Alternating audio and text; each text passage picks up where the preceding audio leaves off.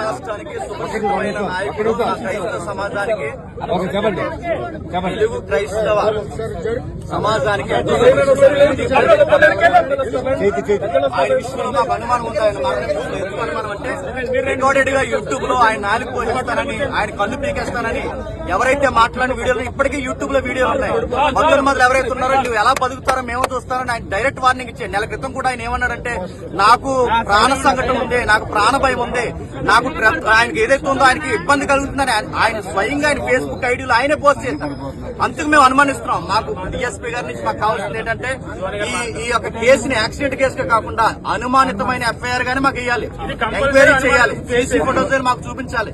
మా దగ్గర ఉన్న వీడియోస్ ఎవరెవరైతే ఆయనకు వార్నింగ్ ఇచ్చారో, ఆయన భూమి మీద లేకుండా చేస్తామో ఎవరైతే అన్నారో ఆ వీడియోస్ అన్ని మా దగ్గర ఉన్నాయి. ఆ వీడియోస్ అన్ని మేము డిపార్ట్మెంట్ కి ఇస్తున్నాం. ఇది క్రైస్తవ సమాజానికి చాలా పెద్ద గాయం. మేము ఇలాగే చూస్తున్నట్టు ఊరుకుంటే మా క్రైస్తవులు ఉన్న తలకాయలన్నీ ఎలా తీసుకుంటూ వెళ్ళిపోతారా?